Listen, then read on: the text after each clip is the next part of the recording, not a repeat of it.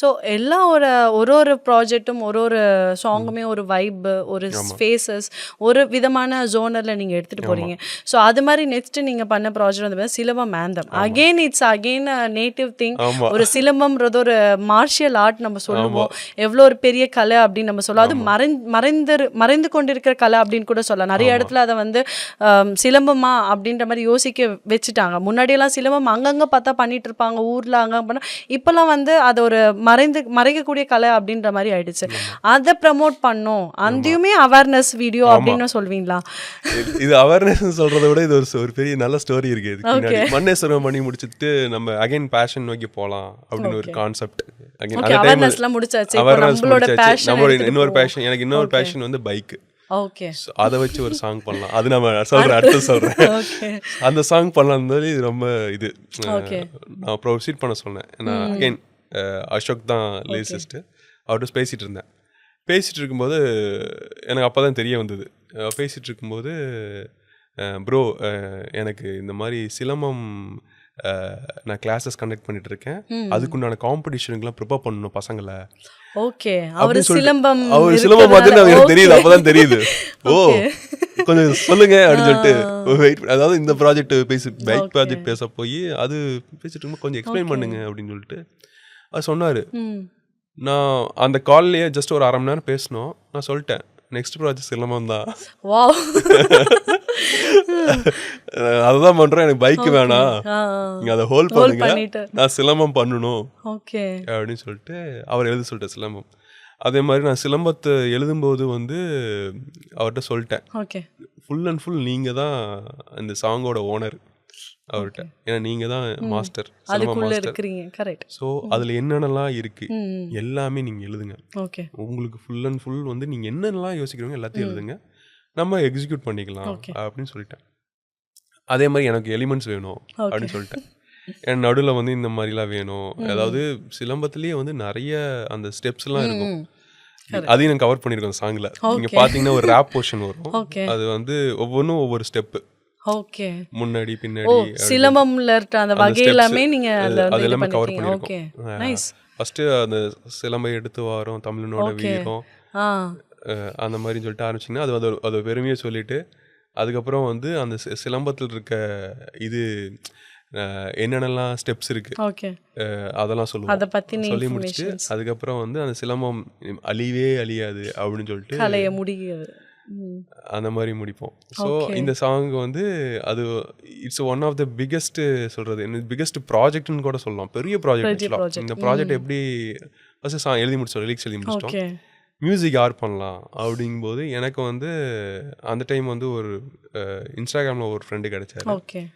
அப்படி கிடைச்சி அவர் வந்து இன்னொரு ப்ராஜெக்டாக கேட்டிருந்தாருன்னு வச்சுக்கோங்க. அப்படி கேட்கும்போது சந்தோஷ் ராம் சொல்லிட்டு நம்ம மியூசிக் டைரக்டர், அவர் இன்ட்ரோடக்ஷன் கிடைச்சாரு. வேற ப்ராஜெக்டாக பேசும்போது அது என்னால் எக்ஸிக்யூட் பண்ண முடியல. அவர் ஏற்கனவே போட்ட ப்ராஜெக்ட், அதுக்கப்புறம் நான் விட்டுட்டோம். அதுக்கப்புறம் எனக்கு இந்த சிலம்பம்ல ரொம்ப இன்ட்ரெஸ்ட் வந்துடுச்சு. அதில் ஃபுல் அண்ட் ஃபுல்லாக நம்ம இறங்கிட்டோம். இறங்கி முடிச்சுட்டு கொஞ்ச நாள் கழிச்சு ஒரு கேப் முடிச்சுட்டு லிரிக்ஸில் எழுதி முடிச்சதுக்கப்புறம் போனேன், அவருக்கே பேசினேன், இந்த மாதிரி ப்ராஜெக்ட் ப்ரோ அப்படின்னு சொல்லிட்டு. பேசும்போது அவர் ஃபுல் அண்ட் ஃபுல் எனக்கு வந்து ஃபுல் கான்ஃபிடன்ஸ் கொடுத்துட்டாரு. ஓகே பண்ணிடலாம், ஃபுல் அண்ட் ஃபுல் அவரு தான் மியூசிக்கு. நான் இந்த மாதிரி எனக்கு இந்த மாதிரி டேஸ்ட் வேணும், இந்த மாதிரி எனக்கு நடுவில் எனக்கு ஒரு ஃபோக் பேஸில் நம்மளை தமிழ் கல்ச்சரை போர்ட்ரேட் பண்ணுற மாதிரி நடுவில் வந்து ஒரு ஃபியூஷன், ரேப்போட ஃபியூஷன் வச்சுக்கலாம் அப்படின்னு சொல்லிட்டு ஃபுல் அண்ட் ஃபுல் அவர் தான் வந்து சிங்கர் எல்லாமே அவரோட கான்டாக்ட் வச்சு தான் பண்ணிச்சு. ஃபுல்லாகவே சூப்பராக பண்ணி கொடுத்துட்டாரு. பண்ணி முடிச்சதுக்கப்புறம் இது என்ன பண்ணலாம், ஏன்னா சிலம்பங்கும் போது சிலம்பம் இல்லாமல் பண்ண முடியாத ப்ராஜெக்ட் அப்படின்னு சொல்லிட்டு அகைன் அசோக் ஆட்கள் நம்ம எடுக்கணும். ஆமாம் எடுக்கணும் அப்படின்னு சொல்லிட்டு நான் நிறையா அப்படிங்கும்போது நான் வந்து அகைன் நான் என்ன யோசிச்சேன்னா நம்ம பெரியவங்களை வச்சு பண்ணலாம், ஏன்னா இந்த சாங் அப்படிதான் இருக்கும் அப்படின்னு சொல்லிட்டு நான் அதெல்லாம் யோசித்தோம். அதெல்லாம் யோசிச்சுட்டு டக்குன்னு மறுபடியும் யோசித்தேன், ஏன் நம்ம ஒரு சிலம்ப மாஸ்டரே இருக்காரு அப்புறம் எதுக்குன்னு சொல்லிட்டு அப்புறம் ஒரு நாள் அவர்கிட்ட பேசினேன், இந்த மாதிரி உங்கள் ஸ்டூடெண்ட்ஸ் உங்ககிட்ட எவ்வளோ ஸ்டூடெண்ட்ஸ் படிப்பாங்க, என்கிட்ட 100 ஸ்டூடெண்ட்ஸ் படிக்கிறாங்க. 100 ஸ்டூடெண்ட்ஸா? சரி ஓகே நான் ஒரு நாள் கணக்கிலே இல்லையப்பா கணக்கிலே இல்லைப்பா அப்படின்னு சொல்லிட்டு இவ்வளோ பண்ணிட்டு இருக்கீங்க நம்ம எனக்கு ஒரு நாள் தெரியாம போச்சு உங்களுக்கு வேல்யூ தெரியாம போச்சுன்னு சொல்லிட்டு அவரு எனக்கு ரொம்ப பிடிச்சிருச்சு. ஓகே ப்ரோ சாங்கும் நீங்க தான் ஹெல்ப் பண்ணணும் அப்படின்னு சொல்லிட்டு நான் சொல்லிட்டு அவர்கிட்ட நான் ஒரு நாள் வரேன், ஓகே நான் பார்க்குறேன் உங்கள் ஊர் பார்க்குறேன், உங்கள் சிலம்பம் கிளாஸையும் பார்க்கணும். அப்ஜெக்டிவ் என்னன்னா சாங் எடுக்க போகிறோம் கன்ஃபார்மாக எடுக்க போகிறோம் அப்படின்னு சொல்லிட்டு கன்ஃபார்ம் ஆயிடுச்சு. கன்ஃபார்ம் ஆயிடுச்சு. நீங்கள் தான் நான் மைண்டை ஃபிக்ஸ் பண்ணிட்டேன் இங்கே தான் எடுக்க போகிறோம். அவரு ஒன் ஆஃப் த டைரக்டர். நான் வந்து ஜஸ்ட் எக்ஸிகியூஷன் போயிட்டு அங்கே போனால் பசங்களாம் பின்னி பெடல் எடுக்கிறாங்க. ஓகே அவ்வளோ 2 கிளாஸ் கண்டக்ட் பண்ணுறாரு. ஒன்று சிட்டி விழுப்புரம் டவுனில் பண்ணுறாரு, இன்னொன்று கிராமத்தில் பண்ணுறாரு. இங்கே ஒரு 40 அங்கே ஒரு 60 ஸ்டூடெண்ட்ஸ் பண்ணுறாங்க. செம்ம ஒரு மூவ்மெண்ட்டாக பண்ணிட்டு இருக்காங்க. அப்போதான் எனக்கு அவர் ரியலாக என்ன பண்ணுறாரு எனக்கு தெரிஞ்சு செம்மையாக அந்த பார்த்துட்டு நான் ரொம்ப இன்ஸ்பைரிங் ஆயிடுச்சு. இவங்கள வச்சு தான் பண்ணுறோம் அப்படின்னு முடிவு பண்ணிட்டேன்.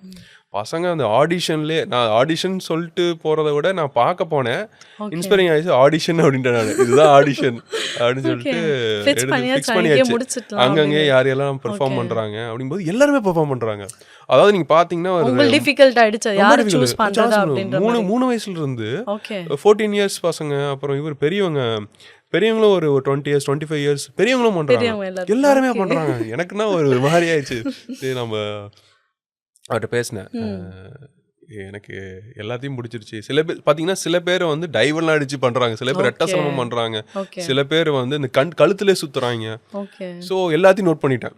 எல்லாத்தையும் நோட் பண்ணிட்டு எனக்கு இந்த அதுக்கப்புறம் தான் ஸ்கிரிப்டே எழுத ஆரம்பித்தேன்.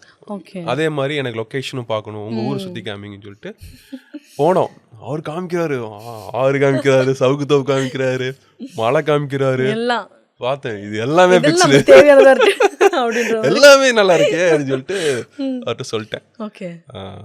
ப்ரோ இங்கதான் பண்ண போறேன், எல்லாரும் நடிக்கிறாங்க அப்படின்ட்டு 100 பேர் நடிக்கிறாங்க அப்படின்ட்டேன். அப்போ பட்ஜெட் பெருசாயிருச்சு.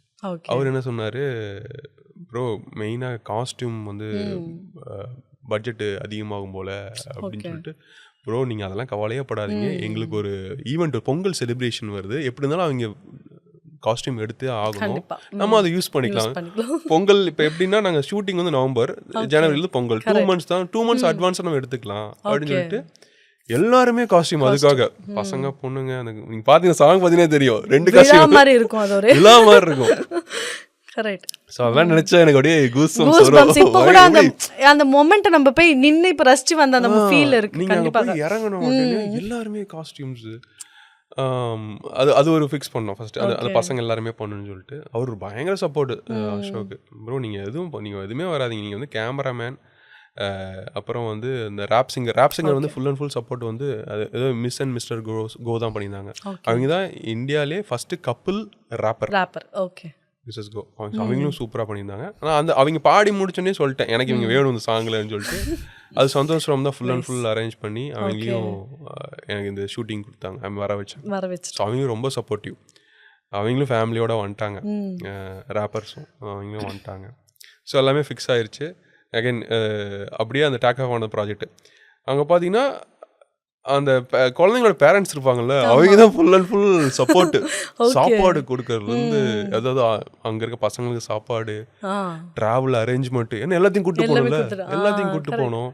கேமராமேன் இவங்க எல்லாமே ரூம்லாம் போட்டாங்க நம்மளுக்கு.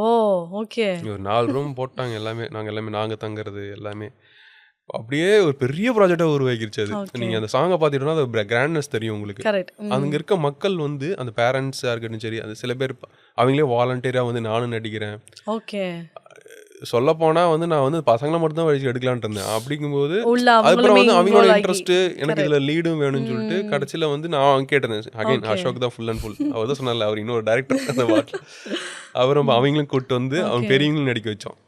அவங்களையும் காஸ்டியூம் கொடுத்து நடிக்க வச்சு ஒவ்வொரு லொக்கேஷனுக்கு ஏற்ற மாதிரி அப்பயே ஸ்கிரிப்ட் எழுதி சூப்பராக அந்த ப்ராஜெக்டை வந்து பண்ணி முடிச்சிட்டோம்.